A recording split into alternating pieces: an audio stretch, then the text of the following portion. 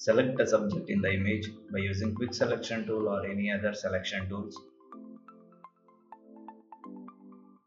Once the selection is done, duplicate the selected object in a new layer.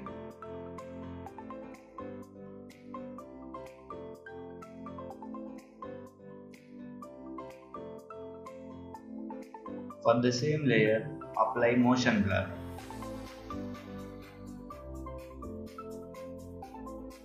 And move that layer little backwards. So now you can see that blur effect. So then reduce the opacity of a blurred image. Duplicate multiple layers and keep decreasing the opacity of each and individual layer. So now you can see the motion blur effect.